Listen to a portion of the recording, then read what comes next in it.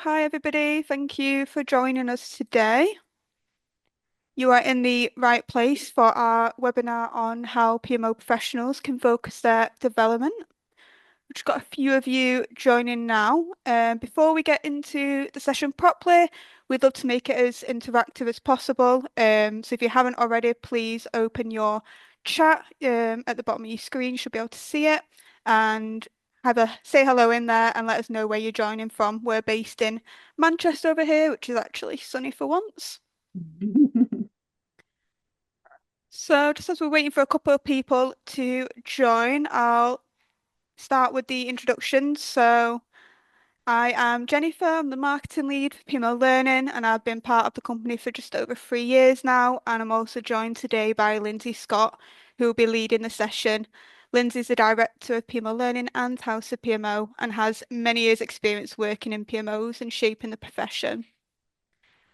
Thank you all for saying hello in the chat. It's lovely to see people based in Madrid, Oxford, Huddersfield, Kentucky, USA. It's always great to see that we're reaching people internationally as well as the UK. So this is our first webinar of 2026 of PMO Learning, and with the new year underway, it's a great time to start thinking about where you want to focus your development this year and what kind of skills and areas you want to work on. And that's exactly what today's session is all about. So myself and Lindsay on the call, we created a series of free ebooks that the webinar is built around. So we have our first one, the training needs analysis ebook, the PMO development plans, and our newly launched today, the PMO assessments ebook, which we'll be sharing in the chat. All three of these will explain how they connect and how you can use them to focus your development more effectively. I did have a quick look at the registration list before we started, and there were quite a few of you who hadn't signed up to any of our ebooks yet. That's absolutely fine, not a problem. During the session, I'll be sharing the links to all three of them, so you'll be able to download them and use them in your own time after the webinar, and they are completely free. I'll also be keeping an eye on the chat throughout, so please feel free to post any comments, questions, anything that comes to mind. We'll make sure there's time at the end for a Q&A for both Lindsay and I to answer any questions. So with that, I'll hand over to Lindsay and she'll take you through the session in more detail. Okay, hi everyone. Lovely to see you. There is a thing there about lunch, so I'm really grateful that you're giving up your lunch time. And certainly, but really appreciate your joining us today. And as Jen said, we've been working on quite a lot around PMO and development and capability and all of that kind of good stuff, just as you would expect from somebody that focuses very much on training and development around PMO people. I don't know if you saw the news last week. We went out with an update from PMO Learn's point of view. PMO Learning and a House of PMO come together. So PMO Learning is now the learning and delivery part of the House of PMO. And if you're not familiar with them, they are the professional membership organization for people that are working in PMO. So it makes absolute sense that everything that we're doing, around the whole kind of PMO space of helping people that are working in this space to get better at what it is that they do. So PMO Learning is a specialist provider of what we would call formal training around PMO. So lots of different types of formal learning, certification based as well as specialists. We have not only the uniqueness of being, PMO training, but all of our courses are delivered by people that have worked within PMOs previously, and in some cases are still working in PMOs today, but are also brilliant trainers. So if you're looking for any kind of formal training, which we probably think that you might do at some point in your career, please do make sure that you check us out. So what we're going to do today over the next kind of 50 minutes or so is quite a lot actually around PMO assessments, but we're going to be also demoing the assessment tool as well. So there's going to be a bit of flicking around and quite a lot to take in. But as Jen said, we record all of these sessions and they become available afterwards. So if you want to delve back in again, or send it on to a colleague or a manager, you'll be able to do so next week. And as I said, if you drop in any questions into chat, I'm happy to take them as we go through. If there's anything that's not clear or if you've something that I've mentioned, please do let me know. So let's start with the big picture. So sessions about PMO assessments, and it is all about thinking about how we can develop ourselves and our team and our PMO as a whole, doing it in a structured, evidence-based, and connected way. And what we mean by that is that actually, for many of us, when we think about our development, whether we're thinking about it for us personally or if we're a manager thinking about people within our team, it's normally what's happening is that we do it very anecdotally. We do it through conversation. We do it through, oh, I think I'm not, doing particularly well in this area, or I think I need to do more in this area, or I need to brush up on these skills. And what we're trying to get away from is just it being very haphazard, really. It's something that is just based on somebody's viewpoint at a particular time. And what we wanted to just talk about is in terms of PMO capability first and what's underpinning the assessments, because you're not doing assessment or in trying to increase our capability in isolation. Because for many of us, we're obviously working within an organization. What we're doing and what we do within our PMO is linked directly to our organization's whole capability. And the interesting thing, and I'd love to know, and if anybody wants to put into chat, is how many of your organization's strategies, so that's the high level strategies, actually feature anything to do with capability. So I went scouring about, and UK government, which some of you may be working within, have it there front and centre. Certainly within the project delivery side of government, is that they want everybody who's working in projects to have the skills, support the need, and can develop their potential. So that's there as a high level strategic ambition. Same with one of the largest employers in the UK, the NHS. Again, one of their national planning guidelines. So again, this is something that's put out there. It's there for everyone to see. But again, about increasing organisational capability in order to be able to do good works and to improve what they're doing within the NHS. Not just public bodies, private bodies, HSBC, bank. Again, purpose and strategy, high level, about investing in people, about capability, again, about supporting their long-term growth. And again, finally, BAE Systems, one for their corporate strategy, very much about organizational capability. So when we're thinking about us working within a PMO, or you're listening to this as a single person that's working within a PMO today, you have a direct connection to what's happening within your organization and being able to be to do your role, to have that capability to perform your role. And that's why it's often an interesting thing that when we're talking about, well, how do I need to develop? Where do I need to develop? It's just remembering that is our organisation at a high level even invested in this? And I think for many of us, we'll probably find that they are. But if we go down a level, because it's also linked to delivery performance, so PMOs are there to support the delivery of projects, programs, portfolios. So our capability, whether as an individual or as a PMO team, directly affects how change is delivered. The job that we are doing around PMO to support those activities as a direct relation and a direct impact on delivery performance. We've obviously got the PMO's capability, so you can be listening to this as an individual. But from a PMO point of view, we need to have the capability to deliver what our organisation needs in order for the projects to be successful and therefore our organisation's strategy. So we are a part. Sometimes it might feel like a small part. So when we think about individual capability, this is you today thinking about, I want to get better at what I want to do, or I want to do different things within PMO, or I really love this job and I want to see this as a really good career path that's going to take me over potentially decades. So it's all part of a bigger machine. When we think about assessments, actually the bigger picture is what we're talking about is improving capability, our capability to do the work. So having capability, managing capability needs a structure.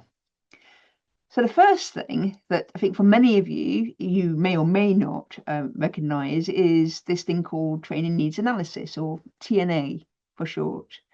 And this is something that HR and learning development departments the world over utilize. So they use this already. And so us bringing it to a PMO audience is making you recognize and realize that this is already a formal structure that many organizations are using. And essentially what it is, 5 steps, pretty straightforward, is that people think about, well, what's my goal? So what is it that the organization is trying to achieve?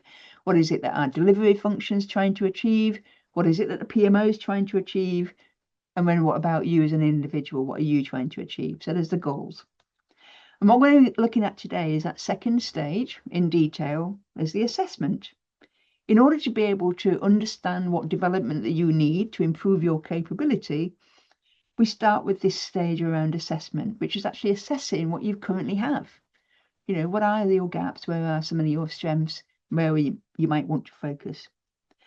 Number 3 is all around development plans, and we'll come back to that in a second. And also number 4 is development. So actually, how do you improve? And then finally, you evaluate, you review, and you think about what the next iteration will be, starting at goals again. So it's a thing that is a continuous thing. Today, we're going to look at stages 2, 3, and 4, concentrating on 2 first of all, and a little more on 3 and 4. So what we put together, and this is the first kind of thing that underpins all of what we've just talked about in stages 1 to 5, is something that you can download and read at your leisure, packed with information about different aspects of these stages, specifically related to PMO. So that's a PMO training needs analysis, and you can find the link in the chat in terms of being able to download that. Okay, so let's get into the nitty-gritty of why we've turned up today, because it's all around assessment. So assessments are helping us in order to be able to understand what our current capability is. So they help PMO professionals and teams clearly understand their current capability by objectively identifying strengths, gaps, and development priorities. That's what they're there to do. So in a nutshell, we want to understand where we might have some gaps in our capability, where we might have got some strengths and we want to do more on those strengths. And then, of course, where we're going to focus our attention in terms of development. So let's just look in a little bit more detail again. So from what self-assessments are. So generally they're used by people to understand exactly what it is that they've already done. So you can imagine that it's going to give you a bit of I need to reflect a little bit on whatever it is that I've done in my career so far. It is something that is focused on development and growth. That's what it's there to do. It's owned by you because ultimately it's your self-assessment. So it's your assessment. So it's owned by you. And often they're utilized as a really great place for a starting point of conversations. So at the minute, for a lot of people, we said at the top of the session that they do these conversations kind of off you. They're like, and it's almost like a manager and say, well, what we're going to do for development next year, and having that kind of chat without any grounding in, well, what have I already got and what do I think I need to, it's more meaningful, more structured. So those are what self-assessments are. But what are they not? Because this is another thing that for many people, when you think about something like a self-assessment, this is not a test. This is not something that you can pass or fail. This is a self-assessment on you and where you currently are. Yeah. So this is not about a performance rating or a judgment. They're not something that is done to somebody. They're not something that can get utilized and pulled up in terms of performance levels. This is a tool that is grounded in development and learning and all of that kind of good stuff as to where you can get better. It's interesting for many people that have come across them before that they may have been subjected and been not used correctly. But I'm going to show you as we go through the demo exactly how they're useful for you as an individual to get that better feel for and being truthful when you're actually filling out the assessments, because ultimately it's about you that benefits. So a self-assessment tool, a competency framework. There are many of them out there for many different walks of life and many different types of professions. There are also those out there for project managers, program managers. But the House of PMO created the first one and the only one that we know of in existence at the moment, but it's purely for people working within PMO. Now, it's produced in a book form, which is available on Amazon. But for people that are part of the House of PMO, as a member of individual or corporate members, they get to access a tool to be able to do their self-assessment online. So you can either do the self-assessment in the book or you can do it online. And what I want to show you today is, yes, I'm going to show you the tool and what it looks like online, but I want you to take that as being an insight into how self-assessment in PMO works. I mean, it'd be lovely if you want to think about becoming a member, but it's not the be all and end all in this particular session today. But I do want to give you a background into what competency and a self-assessment is. So a quick recap if you're not familiar with the PMO competency framework. What it is a list of competencies. And competencies are the things that we need in order to be able to do the job. Now, if you think about the kind of PMO role and the whole context around PMOs, we know that there are different types of PMOs for starts. So a project office, program office, an EPMO, a center of excellence, a portfolio office. There's lots of different types. You're still able to do an assessment regardless of what type of PMO you work in. And you can still do an assessment regardless of the type of role that you're performing at the moment within PMO. What it does is it allows you to choose the competencies that you want to do an assessment against, but it also allows you to do an assessment against a role that is most closely aligned to the one that you currently perform today. That gives you the opportunity to see what a standard is like for a particular role. So, for example, as a PMO analyst, so the role shows you and an assessment gives you these are what the expected competencies would be, and you can do an assessment against those, even though you may or may not be doing much around them. That's where we're starting to get into the gap areas. So, just a quick recap of what these competency areas are. So P3 administration, pretty straightforward. We all do administration to some degree, pretty straightforward. Top right, PMO manager. If you're working within and managing a team of people, you have your own set of competencies there around the management aspects. Bottom left is where most of us are working within PMO, and that is the support of. So P3M is project, program, portfolio. And these are the kinds of competencies you need to support delivery. So I'm supporting the delivery of a project, a program, a portfolio, and those are the common competencies that you would see in that area. And the one that for many people are not familiar with is the P3M, enabling. So the one on the left-hand side are all those competencies when you're actually supporting delivery of a project. The one on the right-hand side are the ones where us as PMO are putting these things in place within our delivery organizations, and they get utilized by all projects, programs, and portfolios. So, for example, delivery methods, the way that projects might be delivered, are going to be utilized by all the projects. We put tools in that are going to be able to be utilized by everyone. Yeah, so those are the things that, as the PMO, as what we call the ecosystem, the environment of which projects, programs, and portfolios are running, they kind of overact all of those. So it's the first time we've been able to actually do and see competencies that really truly reflect the role of PMO.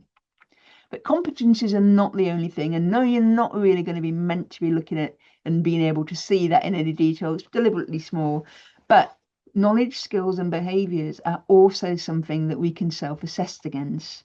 Now, knowledge, skills, and behaviors are what underpin competencies. We need knowledge, skills, and behaviors in order to be able to perform in the role. You know, if we're doing kind of benefits mapping exercises, we need knowledge of, well, what is benefits management?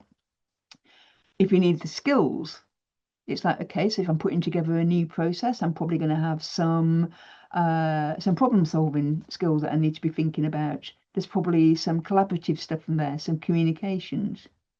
And then the one that often gets overlooked is the behaviors. We could be brilliant. We could have amazing competencies, knowledge, and skills. But if our behaviors, are not aligned with the kind of work and requirements of what we'd expect to see in good PMO people, that's where people can often fall down. So behaviors are things like, being resilient, being able to probe, those sayings of holding truth to power, all of those kind of things are equally as important as the competencies. So again, these are the things that we can self-assess against.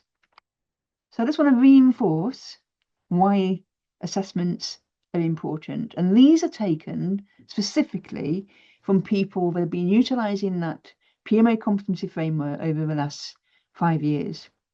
And interestingly, out of all of these things, these are the reasons what people had put in there as to why it had been really useful for them. The top two was gaining confidence and making continuous improvements. So the confidence one is a really interesting one because I think for many people, it's almost like for the first time is allowed them to see, well, actually, I've got quite a bit. I actually know quite a lot. Um, it's giving them a sense of confidence in the role that they're performing and what they're doing and what they're asked to do on a day-to-day basis. And of course, the second one about continuous improvements. I think we all feel, if we're working, that we would like to feel like we can get better at some stuff. That we all have a drive in us that, next time I want to be able to do that slightly differently and better in some way, whether that's for me or it's for the people that I'm working for and around. So assessments, really important. And let's start to have a look at a PMO assessment in action. So that's our next downloadable, which is the new one that we're here to talk about. So the first downloadable, training needs analysis, covers the 5 stages. And yes, there is some bits in there about PMO assessments. But what we've done is created some breakout ebooks because it goes into more detail. So rather than creating one great big thing, you can actually download the bits that you're interested in. So the PMO assessments, I am covering some of that today, but there's a load more things in there that are not going to be, I'm not going to be covering today. So make sure that you download that one too. So an assessment, PMO assessment, being able to do it in line is about being able to do the competency assessments against competencies, knowledge, skills, and behaviors. But the tool is doing a lot more than that. It gives us actually quite a lot more than just showing skills, gaps, and key strengths. And this is the kind of profile that I'm going to share for you today. To reiterate that it's based on the PMO competency framework. And the reason why we're doing it is that it's going to give us some really easy, quick, simple insights that we can act on. And one of these is an example that you're seeing there is an individual assessment for a PMO analyst. But you're going to want to see that in a little bit more detail. So what I'm going to do now is start to share another screen, which is going to give you the demo. Okay, so the demo before we switch it on. This is a existing tool. This is not something that the House of PMO have created. This is a professional tool that is called CAMEA. And essentially what this is the competency framework within that tool. And what the House of PMO has allowed is people, whether individual members or corporate members, have given them access to be able to fill out and do their competency assessment online. But like I said before, you can also do it in the book.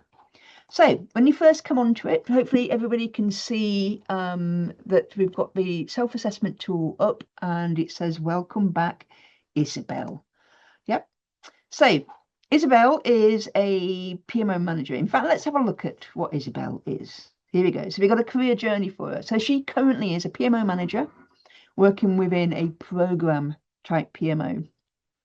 She's also interested in potentially moving into more portfolio level work as a PMO manager. And then there's another career step down the line. So the journey is about a PMO director level role, so going higher in the kind of hierarchy role around PMO. So that's what Isabel is. So Isabel is currently doing an assessment as a PMO manager at a program level, which is what you're seeing here. And the data that you're seeing here is being all driven by the things that she's putting in on the left-hand side here around her competencies. She's got some learning, she's got some development, she's got some CPD records.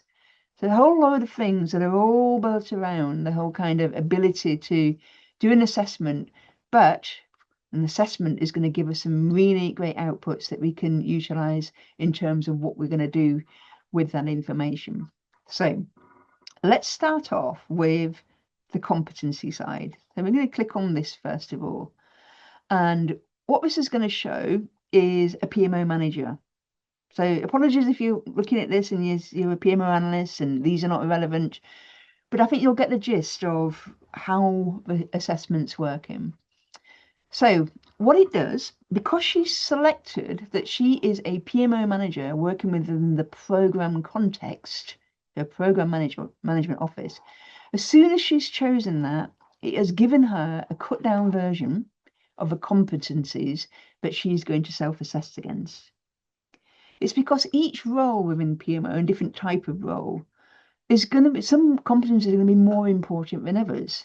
If you imagine if you're starting off at the beginning of your career around PMO and maybe working as a PMO analyst, as PMO administrator, competencies are going to look very differently. And the amount of competencies that you need to be competent are going to be very different. So here what you're looking at is a manager's version. So for a lot of this one, she doesn't get a whole list of the delivery support ones. If you remember that bottom left red diagram, all she has is kind of like a rolled up version of them. So what are you generally across all delivery support type competencies? From a manager point of view, it's giving it a manager competency as well as these are the enabling ones. So let's have a look at one that we're all familiar with, I hope, which is delivery methods. So what you get in the tool is actually what you get in the book. So this is how an assessment works. You have a competency, which is delivery methods, and you've got a description about what that is. Yeah. So we're talking about delivery methods that project programs and portfolios are using.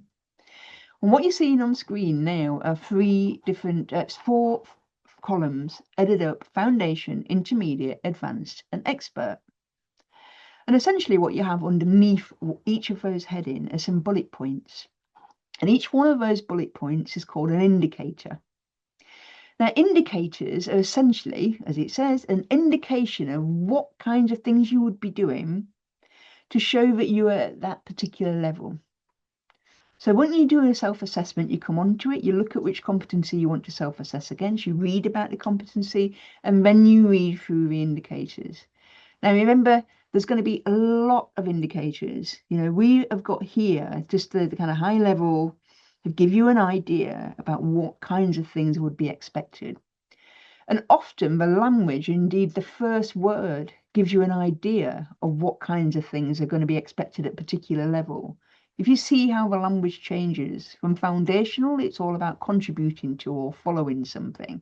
Intermediate is actually about producing stuff and delivering things.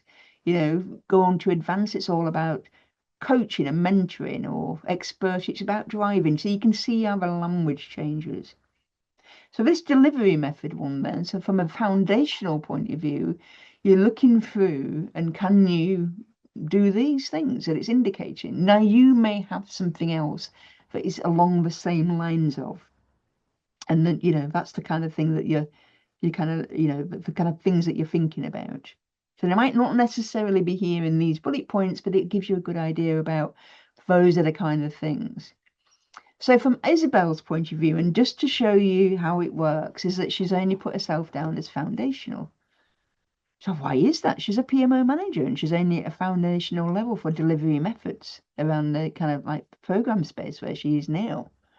I mean, chances are that because she's a manager, she could have somebody within her team that's a delivery methods expert or working at an advanced level.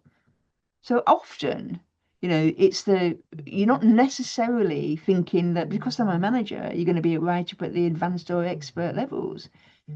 As you're a manager, you're not doing project plans anymore. You're not pulling together Gantt charts. There's somebody else in the team doing that kind of thing. So it's not a level of I'm a higher level and therefore my score is going to be quite high. What you're getting here is at the bottom. So this is her scoring, foundation, intermediate, advanced and expert. The competence target is what's been set by the House of PMOs to what they think a PMO manager at program level should really be at the intermediate level. So straight away, we're thinking we've got a gap here. Job level requirement is something that corporate members can set if they want to set something different to what the House of PMO has set. But in essence, that's all you're doing. You're reading through and thinking, yeah, okay, well, I'm definitely foundation. I think I'm probably, maybe I can say 60% of the foundation stuff. So I might, sorry, the intermediate stuff. So I might score myself there. Or I might leave it at foundation because actually I want to make sure that that gap is highlighted because I think I want to do more development around that particular thing. So sometimes it's not even just about, I said before, this is not a test. This is not about performance. This is about being able to pinpoint that development and improving capability. Anybody doing an assessment can leave a comment. They can also upload some documentation because generally what you've got to do when you do a self-assessment is give some evidence as to why you're scoring yourself. So you will often add a comment or a document upload to prove that that's the case. So very simply, that's all the self-assessment's doing, is that you're going through each one of the competencies, each one of the knowledge, skills, and behaviours. Now, knowledge, skills, and behaviours are done differently. They're not done in terms of a 4 level. It's just a very simple yes, no. And here you're just looking for, again, for many people, if you feel confident, but you don't want that to be a skill that needs highlighting as a gap, but it definitely is a strength area, so please do click yes. But if it's something that you want more development on, leave it untouched. Yeah. So essentially what that then gives Isabel is the ability to then look at those diagrams that we looked at before.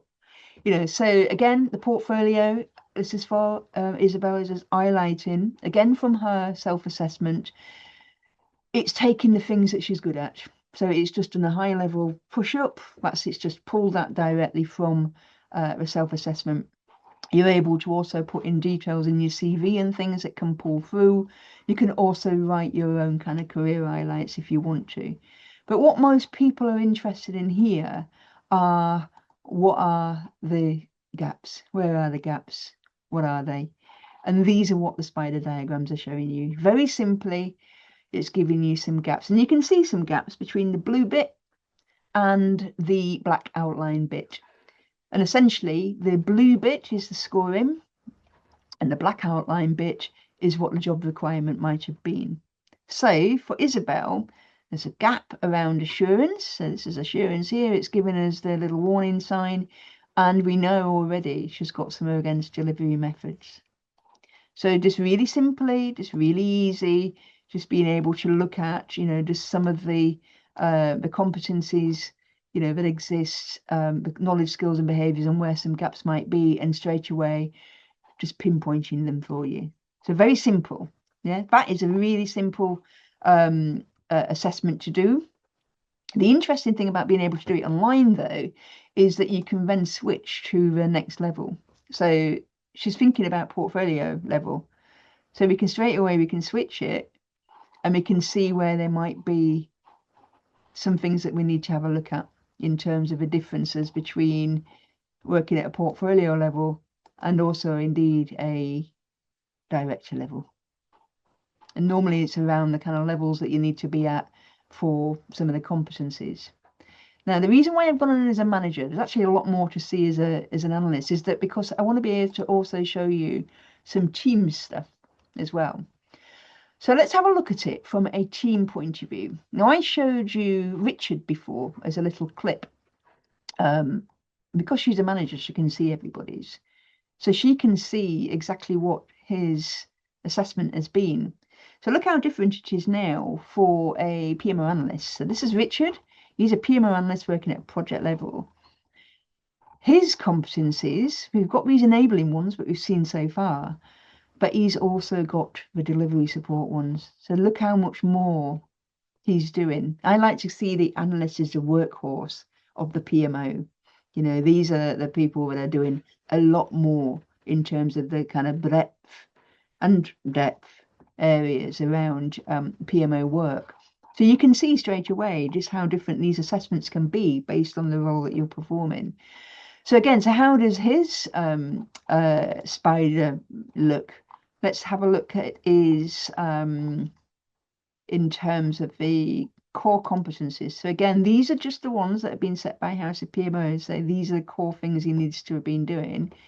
And then we can start to have a look at the other five. So straight away we can see he's got some gap areas or he's not doing them. Okay, so it's decided not to score on two areas, planning and scheduling, knowledge management. There's a line through that, which means he's not done the assessment because he doesn't do it. Hasn't got anything on it. It's not something they do within their PMO, not their job, don't want to even assess on it. Now, if you've got gaps in that area, you would certainly be choosing maybe foundational level, and that would show up as a red highlight here to show that it would be below, and that might be a skills gap. But there's a difference here with a line through it, which is saying we don't do it. So that's how you can, do a really true assessment and things to come out, but not necessarily gaps. It's just actually we don't do this kind of thing. So from Richard's point of view, the interesting thing about doing these online is, well, we can do an assessment and it's going to give me some gaps and some key strengths that I want to look at. But what am I going to do with that? What do I do with I've got a gap. The great thing is, if you remember at the House of PMO, is that you can tune into the learning aspects. And these are bits of learning that are available. So there you can see straight away that the PMO learning training courses for that particular role. There are some different types of on-demand learning that's available through House of PMO that you can get straight into. And essentially what that's allowing people to do is, if you look at his record, it's showing us that he's been picking and choosing some things that he wants to do to help close some of the gaps that he's highlighted in his assessment. So what you're seeing here is a kind of, PMO learning is known for its formal learning courses, but we know that PMOs need more than just a training course once a year. Some of this stuff needs to be, I need it at my fingertips. Somebody's asked me to do a raid log. I want to get a bit of an insight on how to do this. These are the kind of things that people are tuning into the House of PMO for. It's what we call kind of social learning or more informal learning. These are the things that you want at your fingertips. So here we're seeing on the self-assessment tool that I've done my assessment, I can get straight into picking some learning. But not only that, it can also show development, which we are going to go on to in a second in the main presentation. But again, I just want to show on the tool that it is possible that this is somebody's development plan. So actually what it's able to show is that I've got a plan. I've got some supporting information on it. It's asked me some questions that I'm able to have a think about and put together. So different questions as we go through, getting us to think about our development, and then getting us to think about, what areas I might want to focus on. It's then allowing us to pick up and put in goals and also put in our actions. So you can see here that, we're getting into the nitty-gritty of actually doing some stuff around our development needs that are being highlighted from our assessment. It's all joined up. So you can imagine from an HR point of view, they love this. They love this kind of stuff because it's the link from the organization strategy about capability. You're following an HR process, which is the TNA. We can do a structured assessment that gives us some really good insights based on data and evidence. And then we can get straight into some learning that's pinpointed. It does other things. It allows you also then to look at things like CPD records, and all of that kind of stuff can be there. But from a PMO manager's point of view, you can also then look at these things in different formats. So they get different tables, they get different, viewpoints on how the whole team might be doing. Rather than looking at an individual spider diagram, I can look at these are the three people I've got working at an analyst level. I can now start to look at, well, where's my capability from a team point of view? So really great stuff that a lot of people have really hooked into, but it's allowing them to have better conversations and do better development around this kind of stuff based on hard evidence. So that's the demo. I don't want to go into too much detail. There is a lot of stuff already out there from a House of PMO point of view. But I did just want to just go into a little more about the other aspects of the training needs analysis from the PMO point of view. So we have got from after the demo, let's close my window, is from a development point of view, we looked at very quickly development plans, and you'll be pleased to know that there is something that you can download and access there that gets into helping you to think about pulling together development plans. So we're in this stage 3 here, action plan, and the utilization of actual development plans. So there's templates available when you download the ebook. You'll get access to those, and you're able to have a look at those and have a look at those in some detail offline. But in essence, just to give you an idea, this is about from a team point of view. Interestingly, a really great session at the PMO conference in Edinburgh late last year. Somebody did a good talk on what they have done utilizing the PMO learning ebooks and the things that you're looking at right now to put in place a team-wide development plan structure and process. And we utilize and share that in the ebook. But what's really interesting about this is that it's, sometimes if you're listening to this, is it just for you as an individual? Because you can do that regardless of what your organization's process is, or thinking about it from a team point of view. So with here, if you think about that process, is thinking about the goals for the team, thinking about how we could do an assessment across the whole team, that then gives us some of those strengths and weaknesses. It then allows us for individuals to think about pulling together their action plans. It gets them to be able to think then about pinpointing what kind of development. And then as a team, we can evaluate on maybe on an annual basis what all of those activities have done in order to be able to improve capability within the PMO. So we've looked at assessment. We've looked really briefly at action plan. And again, we have done a separate session on PMO development plans. So again, it's a webinar that's already available if you want to delve in deeper. And then we've got the final bit, which is about development itself, which for many people, we've already done a session on this. You might be already familiar with what we've talked about before around 70, 20, 10, which again, HR thing, it's their language. We've got to get on there, understand our business's language. 70, 20, 10 is how people develop, and it's blended approaches to how people develop. So you don't just do training courses, because that's actually just forms the 10%. 20% is made up of things like I mentioned, like with House of PMO, where you're getting on-demand learning, you're getting access to events, you're attending conferences, you're listening to webinars like this. It all counts, lunches and learns, things like that. So it's the 20%. And the 70% is what we call experiential learning. So that's the kind of things that are on the job. So if you just have a quick look there, those are the kinds of activities that you will see or should see people picking up in order to be able to think about how their development and improving their capability.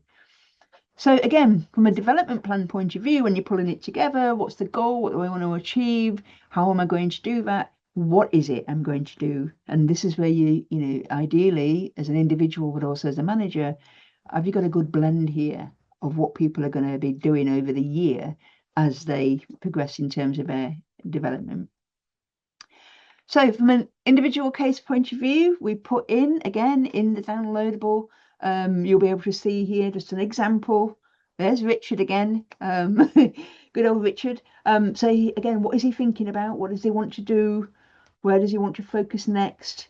And you can see there is a 70-20-10, what kind of examples he might have as to how he's going to get there.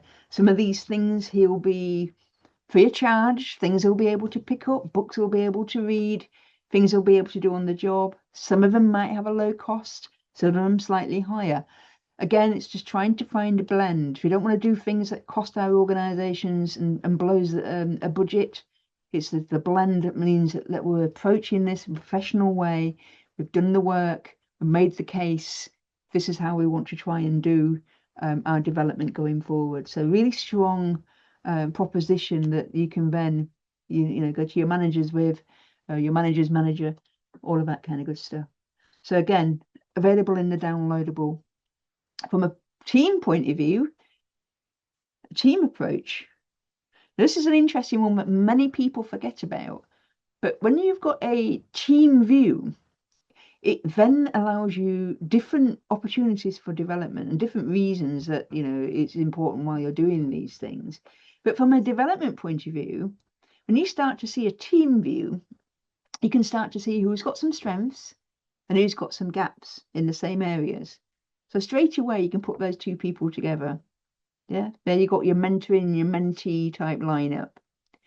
What these kind of insights are also showing me is that, well, from an organization point of view, we know from our PMO this year that we need to be doing a lot more around, say, benefits management. And at the minute, yes, we're operating at a kind of like intermediate level. We're slightly under in terms of our, we've got all the kind of knowledge that we need. But do we need to be doing some more stuff to bring that up a bit? Maybe we need to be getting more towards the advanced level. If we look at things like delivery methods, classic example, what, 7, 8 years ago, suddenly it was all about agile. Agile, what? I mean, are we supposed to know about all of this stuff? Gaps appear sometimes overnight in terms of things that are required of the PMO or for services that will be required of the PMO, but do we have the capability within the team to deliver it? So it's a different viewpoint, not just about the individuals, but the collective whole is, have we got PMO team capability available and ready to be able to hit and meet what it is that our organization needs? Okay. And then we've got the specific training, which is us. When you're here today, the 10% options from PMO learning. And you've got the more formal training, certification-based training on the left-hand side. And then you've got the specialist training on the right-hand side.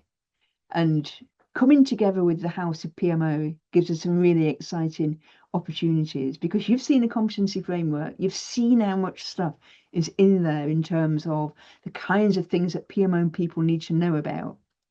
Some of those things, sure, can get picked up through some of the events and the on-demand kind of learning that's available already through the House of PMO. But what we find, and these are the courses that you're seeing there on the right-hand side, is that actually we do need some formal training around some of the stickier, the trickier types of areas that come up. So top courses there, benefits management, it's always, always a difficult one. So if you're grappling with that in your PMO, that might be one you look at. Individuals on the other side, or bringing these kind of things in-house so the whole team is getting the whole training at the same time. The House of PMO Essentials being perfect because it links directly to that competency framework, and it's based on certain roles. So if you're a PMO analyst, been working in the space for a couple of years or less, that course is all about, well, what am I supposed to be doing on the job? Again, linked directly to the competency framework. So you've seen some of that in action today. You can see how some formal training around some of those aspects would be really useful. So lots there, both as a public course, as an individual, you can go on these courses and they run in and you can go and have a look at the schedule. Or for like some organizations, they choose to bring some of these in-house. So everybody's getting the training at the same time. Everybody's learning about the common language and the common processes, best practices, all at the same time. So that is the session today, the PMO assessment session. I must admit my chat got hidden. So I just need to see if there's any questions that you want any answers on. Feel free to drop those into chat, and I'll answer those questions. But yes, any question about individual membership of the House of PMO? Yes, you can get the assessment for yourself. The version that I've shown you online, you can get that. If you're a corporate member, the one that you can get is that you as a manager can then see all the people underneath it. Yeah, so the corporate membership starts with PMO teams up to 10 people and then goes up in tiers like that. So yeah, it's if that's something that's caught your eye, it's certainly a useful thing. If you wanted to get to grips with PMO team capability. Um, Other questions that we had in the past, by the way, is just how long these things take. And you'll see the fact how different that the manager's competency framework assessment were quite short compared to Richard's, which is quite big. Straight away, you can see how that might have an impact on how long those things take. The other question you often get is how many times you should be updating it through the year. Again, it's really utilizing the development plan bit and the CPD record and all that kind of good stuff. You could be utilizing it on a monthly basis. Um, Many people that are not necessarily using that, but just want to update it when they've done something that is quite, a major change or update to their knowledge around in a certain area. The reason why is that it's, as I said before, you've got to evidence it. Maybe not so important as an individual, it's up to you, but I think it's a really good tool to, okay, I'm scoring myself here. Why am I scoring myself at that level? Because actually I've just done this and I'm just going to upload that as my own reference or a comment. So people tend to do it as a trigger point when they know they might have completed working on a project or completed a new process, or there's a new service that's being kicked off from the PMO. So there might be some kind of step like that. Um, so no questions, which I'm going to take as being that it's delivered it so well that you understand every single thing I've said. I hope I explained it well enough. And just to bring today's session to a close, we have got some of the sessions that are coming up, some training courses, and we've got both two next week kicking off, P3O Foundation and Essentials for PMO Analysts. If you're a House of PMO member, you've got a great offer now on these training courses. So if you are a member and you do want to be looking at training in the coming months, get in touch. Get in touch with Jen or I or Charles. Make sure that you scout out. There's discount codes available to you as we bring these two businesses together. And there's a brilliant offer available for that Essentials one that kicks off on Monday. But please do check out your course schedules. Lots going on. There's going to be a lot of stuff coming up too during 2026 as we make that connection and bring together the formal learning with the House of PMO stuff. So yeah, exciting times. So please, there's contact details. Please do get in touch. Any questions following this session? Remember, it's recorded. It'll go out on our newsletter. If you're not signed up for that, make sure you are. Go onto the website. You'll see Keeping in Touch. It'll make sure it'll land in your mailbox next week. All right, lovely, super. Have a lovely rest of your day. I'm off to dog walk, I think now. So hopefully you've got some of your lunch hour back too. Take care. Bye bye.